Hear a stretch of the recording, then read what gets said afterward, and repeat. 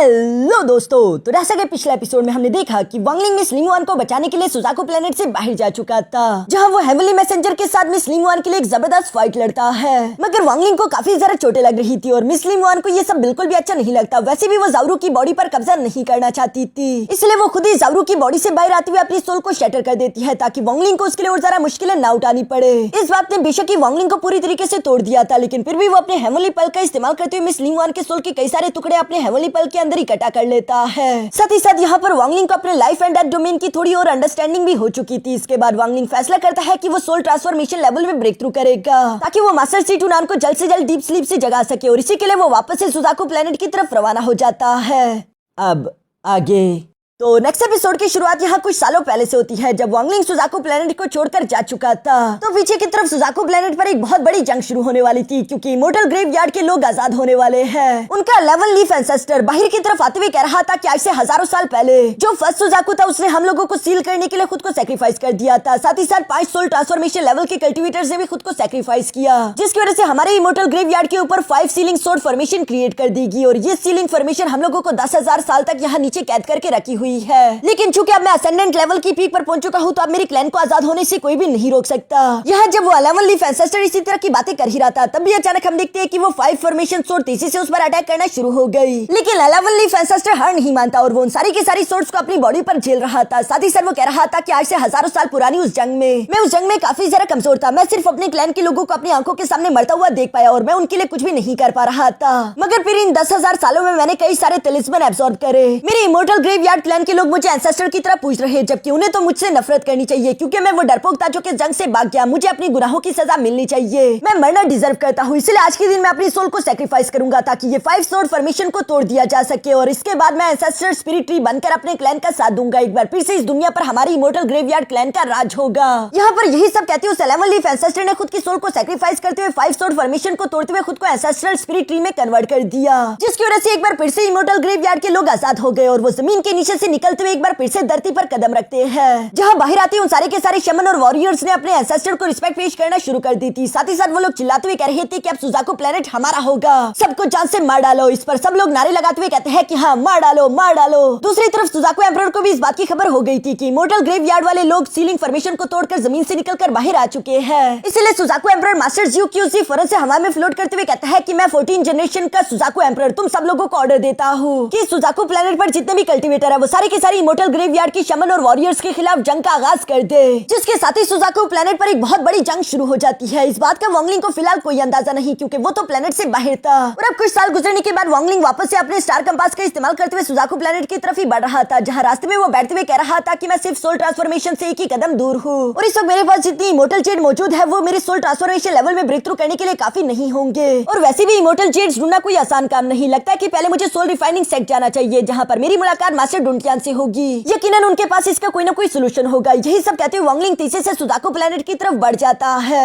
मगर Suzaku planet में inter होने से पहले ही दूर से ही वांगलिंग ने एंसेस्ट्रल स्पिरिट ट्री को देख लिया था, जिसे देखकर वांगलिंग हैरान होते हुए कहता है कि आखिर ये क्या है। इसके बाद सीन शिफ्ट होकर सुजाकू प्लेनेट के जाओ कंट्री पर आ गया, जहाँ पर हम लोग वांगलिंग के कजन वांग जाओ को देखते हैं, जो कि इस वक्त कोर फॉर्मेशन स्टेज के पीक पर पहुंच चुका है। लेकिन यहाँ पर उसकी और उसके दोस्तों की हालत काफी ज्यादा खराब दिखाई दे रही थी, क्योंकि इन लोगों पर एक शमन लगातार अपने रूल्स के इस्तेमाल करते हुए अटैक्स पर अटैक्स कर रहा था, और इसी की वजह से यहाँ पर वांग जाओ के कई सारे साथी मारे गए। वो खुद भी बुरी तरीके से इंजर्ड हो चुका था, इसलिए वो आसमान की तरफ दिखते हुए चिल्लाकर कहता है कि कमीने डरपोक, इस तरह चुपकर हम पर हमला करने के बजाय सामने आओ। वांग जाओ का बस ये कहना ही था कि तभी अचानक हम देखते हैं कि उसके सामने आसमान में एक पोर्टल ओपन हो गया, जिसके अंदर से एक 6 लीफ शमन हंसते हंसते निकलकर बाहर आ जाता है, जिसके साथ उसके 2 पपेट्स भी मौजूद थे। और वो यहाँ पर हंसते हुए वांग जाओ से कह रहा था कि छोटे बच्चे भागना शुरू करो, क्योंकि मैं यहाँ पर तुम्हारे साथ और ज्यादा नहीं खेलने वाला, और चूंकि तुम सरेंडर भी नहीं करना चाहते तो लगता है कि मुझे तुम्हें अपनी थोड़ी सी ताकत दिखानी चाहिए। यहाँ वो शमन ये कहती है किसी तरह का स्पेल का इस्तेमाल करते हुए फौरन से वांग जाओ के मरे हुए साथियों को अपने पपेट्स में कन्वर्ट करना शुरू हो गया, जो कि खुद के साथियों पर अटैक्स करते उन्हें मारना शुरू कर देते हैं। जो सब देखकर तो वांग जाओ पूरी तरीके से शॉक हो जाता है, लेकिन फिर भी वो यहाँ उस शमन पर स्लैश अटैक करते हुए कहता है कि मरने से पहले मैं तुम्हें भी मार कर जाऊंगा। मगर चूंकि वो एक 6 लीफ शमन था, तो वो वांग जाओ के अटैक को काफी आसानी के साथ डॉज कर लेता है। साथ ही साथ उसने वांग जाओ पर एक फायर स्पेल अटैक करते हुए उसे काफी बुरी तरीके से इंजर्ड भी कर दिया था। जो सब करने के बाद वो शमन गुस्सा होते हुए कहता है कि अब तुम्हारे साथ खेलने में बिल्कुल भी मजा नहीं आ रहा, ये सब कुछ बोरिंग हो चुका है, तो मरने के लिए तैयार हो जाओ। जो कहती है उस शमन ने अपने हाथों को हवा में उठाकर फायरबॉल स्पेल को एक्टिवेट करना शुरू कर दिया। इस बार हम देखते हैं कि आसमान से 3 बड़े बड़े आग के गोले तेजी से जमीन की तरफ बढ़ते हुए आ रहे थे, जिन्हें देखकर तो वांग जाओ को समझ आ जाता है कि उसकी मौत उसके सर पर आकर खड़ी हो चुकी है, अब वो जिंदा नहीं बचेगा। यहाँ इससे पहले कि वो आग के गोले वांग जाओ या फिर उसके साथियों को टच भी कर पाते, तभी अचानक हम लोगों को वहाँ पर वांगलिंग की आवाज सुनाई देती है, जो कि कह रहा था कि टूट जाओ। और वांगलिंग के बस ये कहते साथ ही वो आग के गोले अचानक से डिस्ट्रॉय हो गए, जो देखकर तो वो शमन भी सरप्राइज हो जाता है। और जब वो पीछे की तरफ पलट कर देखता है तो उसे हवा में वांगलिंग दिखाई दिया, जो कि सीरियस फेस के साथ काफी जरा गुस्से में दिखाई दे रहा था। इसलिए वो शमन घबराते हुए कहता है कि ये तो कोई सोल ट्रांसफॉर्मेशन लेवल का कल्टीवेटर लगता है, भागो यहाँ से। और ये कहते साथ ही वो खुद के पपेट्स को लेकर तेजी से वहाँ से भागने लगा। मगर वांगलिंग दूसरी तरफ उसे इतनी आसानी के साथ कैसे जाने दे। हम देखते हैं कि वो फौरन से अपने मॉस्किटो बीस्ट को बाहर की तरफ समन कर लेता है, जिसे वांगलिंग ने तेजी के साथ उस शमन के पीछे रवाना कर दिया। और वांगलिंग का मॉस्किटो बीस्ट भी यहाँ पर काफी खतरनाक तरीके से अपना डंग यहाँ शमन और उसके पपेट्स की बॉडी में गुंसाते उन्हें जान से मार डालता है, जिसके मरने के साथ ही हम देखते हैं कि वांग जाओ के साथी भी दोबारा से नॉर्मल हो गए। और जब वांग जाओ ऊपर की तरफ देखता है तो उससे वांगलिंग दिखाई दिया। वो बेशक वांगलिंग को अपने कजन की तरह तो नहीं पहचान पाता, लेकिन उसे ये जरूर याद था कि वो वांगलिंग से एक बार पहले भी मिल चुका है, जहाँ पर वांगलिंग ने वांग जाओ से कहा था कि जब तुम एंशिएंट सोल लेवल पर पहुंचोगे तो तुम्हें तुम्हारी पास्ट मेमोरीज मिल जाएगी। इसलिए वांग जाओ धीरे से आगे की तरफ बढ़ते हुए वांगलिंग से कहता है तो ये तुम हो वही सीनियर जिसने हमारे हैंगयू माउंटेन पर सोल फॉर्मेशन लेवल में ब्रेक थ्रू करा था। दूसरी तरफ वांगलिंग भी यहाँ पर वांग जाओ को देखकर काफी जरा खुश दिखाई दे रहा था। वो खुश होते हुए कहता है कितने साल गुजर गए, लेकिन तुमने भी कोर फॉर्मेशन की पीक तक खुद को पहुंचा ही दिया, जो सुनकर दूसरी तरफ वांग जाओ एम्बैरेस होते हुए कहता है कि हाँ, लेकिन मैं अभी भी एंशिएंट सोल लेवल में नहीं पहुंच पाया हूँ। ये सुनकर वांगलिंग फौरन से अपने पावर्स एक्टिवेट करते हुए कहता है कि कोई बात नहीं, मैं तुम्हारी मदद करता हूँ। और ये कहते साथ ही वांगलिंग ने यहाँ पर अपनी स्पिरिचुअल एनर्जी वांग जाओ के साथ शेयर कर दी थी, जिस एनर्जी को लेकर वांग जाओ कल्टीवेशन प्रैक्टिस करने लगा। और इसी वजह से वांग जाओ का लेवल ब्रेक थ्रू हो जाता है, वो अपने एंशिएंट सोल लेवल के अर्ली स्टेज में इंटर कर चुका। इसी वजह से वांग जाओ को उसके पास्ट लाइफ मेमोरीज भी मिल चुकी थी। वो धीरे से खड़ा होकर यहाँ वांगलिंग के पास आते हुए कहता है कि ब्रदर वांगलिंग, तुम्हारा बहुत बहुत शुक्रिया। जिस पर वांगलिंग जवाब देते हुए कहता है कि मेरी वांग फैमिली से सिर्फ तुम और मैं ही बचे हैं, तो इसलिए शुक्रिया कहने की कोई जरूरत नहीं। ये सुनकर वांग जाओ एक लंबी सांस लेते हुए पुरानी यादों को याद करते हुए कहता है कि कितना कुछ बदल गया। एक टाइम तक हम दोनों ने मिलकर स्पिरिचुअल रूट टेस्ट दिया था, आखिर हम में से किसने सोचा होगा कि हम इस तरह की सिचुएशन में फंस जाएंगे। दूसरी तरफ वांगलिंग वांग जाओ की ये बात सुनकर कहता है कि वैसे सुजाकू प्लेनेट में आखिर हुआ क्या है। ये सुनकर तो वांग जाओ सरप्राइज हो गया और वो वांगलिंग से कहता है कि आखिर तुम्हें कैसे नहीं मालूम। इस पर वांगलिंग जवाब देते हुए कहता है क्योंकि मैं पिछले कुछ सालों से सुजाकू प्लेनेट से बाहर गया हुआ था। ये सुनकर तो वांग जाओ भी हैरान हो जाता है और वो अपने मन में हैरान होते हुए कहता है कि वांगलिंग की कल्टीवेशन इतनी ज्यादा बढ़ गई, क्या वो वॉइड में भी जाकर रह सकता है। लेकिन इसके बाद उसने वांगलिंग को बताना शुरू कर दिया था कि 3 साल पहले इमोर्टल ग्रेवयार्ड क्लैन वाले लोगों ने अचानक से जमीन के नीचे से बाहर आकर हमारी सुजाकू कंट्री पर हमला करना शुरू कर दिया, जिस पर सुजाकू एम्परर ने सारी की सारी कल्टीवेशन कंट्रीज को अपने साथ मिलाकर यहाँ इमोर्टल ग्रेवयार्ड के खिलाफ रेजिस्टेंस क्रिएट करी। लेकिन इमोर्टल ग्रेवयार्ड वाले लोग भी काफी सारा चालाक है, उन्होंने पहले से ही सारी की सारी प्लानिंग करके रखी हुई थी। उन्होंने मेजर कल्टीवेशन कंट्रीज के अंदर पहले ही अपने 9 जासूसों को भेज दिया था, जो कि मेजर पोजीशन पर बैठे हुए थे। उनमें से सिर्फ 5 का ही पता लग पाया और जब जंग शुरू हुई तो अंदर और बाहर दोनों तरफ से हमला हो चुका था। इसी वजह से सुजाकू किंगडम को काफी नुकसान झेलना पड़ा और लगातार उन्हें पीछे की तरफ धकेला जा रहा था। आखिर में इस जंग का पासा पलटने के लिए कियानफेंग खुद इमोर्टल ग्रेवयार्ड के यंग मास्टर के साथ फाइट करता है, जो फाइट काफी जरा खतरनाक थी। ये फाइट लगातार 3 दिन और 3 रातों तक चलती रही, लेकिन फिर भी ये फाइट एंड में ड्रा हो गई, जिसके साथ आखिरकार इमोर्टल ग्रेवयार्ड वाले लोग भी मजबूर हो गए कि वो हमारे साथ सीज फायर एग्रीमेंट साइन कर सके। मगर ये सिर्फ दिखावा था, क्योंकि ये सीज फायर एग्रीमेंट एक और कंडीशन पर तय पाया, जिसमें सुजाकू एम्परर ने सारे के सारे लेवल 3 के कल्टीवेशन कंट्रीज को यहाँ इमोर्टल ग्रेवयार्ड के हवाले कर दिया। वहाँ के अंदर के सारे बच्चे और सारे के सारे कल्टीवेटर इमोर्टल ग्रेवयार्ड के हो गए। और चूंकि लेवल 3 की कंट्रीज को बचाने वाला कोई भी नहीं था, तो इमोर्टल ग्रेवयार्ड क्लैन वाले लोग बारी बारी करके लेवल 3 की कंट्रीज पर अटैक करते रहे। कई सारी कंट्रीज को उन्होंने अपने सामने झुकने पर मजबूर कर दिया और कई सारों को मौत तक पहुंचा दिया। हमारी जाओ कंट्री भी एक लेवल 3 की कंट्री है, इसलिए हम लोगों को भी उनका मुकाबला करने के लिए काफी सारा मुश्किलें आ रही है। हम लोग हार की कगार पर पहुंच चुके हैं। बस अब हम लोगों का सिर्फ एक ही मिशन था कि हम लोगों को कुछ भी करके किसी लेवल 4 की कंट्री की मदद लेनी होगी, ताकि हम अपनी जाओ कंट्री को बचा सके, या फिर वो हम लोगों को सिर्फ कुछ वक्त के लिए पनाह ही दे दे। जब हम लोग उनसे मदद मांगने के लिए गए तो ना सिर्फ उन्होंने हमारी मदद करने से इनकार किया, बल्कि उल्टा उन्होंने हमारा मजाक भी उड़ाया। और जब मैं वापस आ रहा था तो अचानक से रास्ते में इन शमस ने हम पर हमला कर दिया। हमारी जाओ कंट्री के पास अब कोई भी उम्मीद नहीं बची, इसलिए वांगलिंग प्लीज क्या तुम मेरे साथ वापस जाओ कंट्री चलोगे? जो सुनकर वांगलिंग सोचने लगा। यहाँ पर वांगलिंग को देखकर नीचे की तरफ डाउ सेट के कुछ डिसाइपल अपने मास्टर से सवाल करते हुए कहता है कि क्या ये सीनियर हमें बचा सकता है? जिस पर वो मास्टर जवाब देते हुए कहता है कि फिलहाल की ये सिचुएशन काफी जरा खराब है, मुझे नहीं लगता कि कोई भी हमारी मदद करना चाहेगा, क्योंकि जो भी हमारी मदद करेगा सुजाकू एम्परर और साथ ही साथ इमोर्टल ग्रेवयार्ड वाले लोग सारे के सारे उसके दुश्मन हो जाएंगे। यहाँ ये सारी बातें तो चल ही रही थी। दूसरी तरफ सीन शिफ्ट होकर जाओ कंट्री में आ गया, जहाँ पर हम लोग एक कैरेज को देखते हैं। उस कैरेज के अंदर जाओ किंगडम के किंग और साथ ही साथ क्वीन बैठे हुए थे, जो दोनों ही वांगलिंग के डिसेंडेंट है। टैंग फैमिली के खत्म होने के बाद वांग फैमिली ने ही जाओ कंट्री को संभाला था। यहाँ पर क्वीन काफी जरा परेशान दिखाई दे रही थी। वो अपने हस्बैंड से कहती है कि मैंने सुना है कि कैपिटल से ऑलरेडी इमोर्टल ग्रेवयार्ड क्लैन वाले लोग सारे के सारे बच्चों को लेकर जा चुके हैं। मुझे अपने बेटे वांगयू की फिक्र हो रही है। तुमने जिस जगह के बारे में बताया, क्या सच में हम लोग वहाँ पर सेफ रहेंगे? इस पर जाओ किंग जवाब देते हुए कहता है कि मैं खुद भी नहीं जानता, लेकिन मुझे मेरे मेरे ग्रेट ग्रैंडफादर ने बताया था कि अगर हम लोगों पर कोई बड़ी मुश्किल आ जाए तो हमें कुछ भी करके अपने वांग फैमिली के एंसेस्ट्रल होम जाना चाहिए। वही जगह है जहाँ पर हम लोगों की जान बच पाएगी। जो सुनकर जाओ क्वीन हैरान होते हुए कहती है कि आखिर उस एंसेस्ट्रल होम में ऐसा स्पेशल क्या है। इस पर जाओ किंग जवाब देते हुए कहता है कि कैपिटल में जाने से पहले हमारी वांग फैमिली उसी एंसेस्ट्रल होम में रहा करती थी और मैंने सुना कि कई सौ साल पहले एक बहुत ही पावरफुल हमारा एंसेस्ट्रल कल्टीवेटर हुआ करता था जो वहाँ पर आया था। उसने जाते जाते एंसेस्ट्रल होम में कुछ आर्टिफैक्ट और आइटम्स छोड़े हुए थे जो कि हमारी हिफाजत कर सकते हैं। बाकी की डिटेल्स मुझे भी नहीं मालूम। जो सुनकर तो जाओ क्वीन रोती हुई कहती है कि हमारे जाओ कंट्री के पता नहीं सारे के सारे कल्टीवेटर आखिर कहाँ पर गायब हो गए। अगर वो लोग भी हमारे साथ होते तो शायद हम लोगों की जान बच जाती। इस पर जाओ किंग जवाब देते हुए कहता है कि वो सारे के सारे अपने सेट जा चुके हैं, जिसके साथ ही सीन शिफ्ट होकर दूसरी तरफ उस सेट पर आ गया था जहाँ पर हम देखते हैं कि वो सारे के सारे कल्टीवेटर्स अपने सेट को बचाने के लिए एक फॉर्मेशन बनाकर बैठे हुए थे। लेकिन इमोर्टल ग्रेवयार्ड के ये शमन और सैवेजेस काफी ज्यादा ताकतवर थे जो कि अटैक्स करते उस फॉर्मेशन को डिस्ट्रॉय कर देते हैं। इसलिए सेट लीडर यहाँ पर मौजूद अपने सारे के सारे डिसाइपल्स को ऑर्डर देते हुए कहता है कि जितना जल्दी हो सके हैंग्यू माउंटेन पर पहुंच जाओ। अब सिर्फ वही जगह हमारी जान बचा सकती है। ये सुनकर सारे के सारे डिसाइपल तेजी से हैंग्यू माउंटेन की तरफ बढ़ने लगे। सिर्फ इस सेट की ये हालत नहीं थी बल्कि दूसरी तरफ जुआनडाओ सेट की भी बिल्कुल ऐसी हालत थी जहाँ हारने के बाद वो लोग भी तेजी से हैंग्यू सेट की तरफ रवाना हो गए। क्योंकि अगर दोस्तों याद हो तो वहाँ के माउंटेन्स में वांगलिंग ने अपना एक बड़ा सा स्टैचू छोड़ा हुआ था जिसके अंदर वांगलिंग के लाइफ एंड डेथ डोमेन की पावर थी। पीछे की तरफ जाओ किंग और जाओ क्वीन भी अपने बच्चे को लेकर यहाँ अपने एंसेस्टर होम पहुंच चुके थे जहाँ उनके पीछे पीछे दो सैवेजेस भी आ जाते हैं और उन्होंने उनके गार्ड्स को जान से मार डाला। जिसके बाद वो यहाँ जाओ किंग के सामने आते हुए कहता है कि ये बच्चा मेरे हवाले कर दो। अगर तुमने अपना बच्चा हमें दे दिया तो उसके बाद तुम्हारी जान बच जाएगी वरना तुम मारे जाओगे। जिस पर जाओ किंग जवाब देते हुए कहता है कि ऐसा कभी नहीं होगा। और ये कहती है जाओ किंग ने फुरन से अपने हाथ पर कट लगाते हुए अपने ब्लड को पीछे की तरफ एक टोकन पर लगा दिया। जबकि तभी ये सैवेज भी फुरन से जाओ किंग पर हमला कर देता है। इसके बाद सीन शिफ्ट होकर दूसरी तरफ यहाँ हैंग्यू माउंटेन पर आ गया जहाँ पर हम देखते हैं कि जाओ कंट्री के सारे इमोर्टल एक जगह पर इकट्ठा हो चुके थे और इन्हें सैवेजेस ने चारों तरफ से घेर रखा था।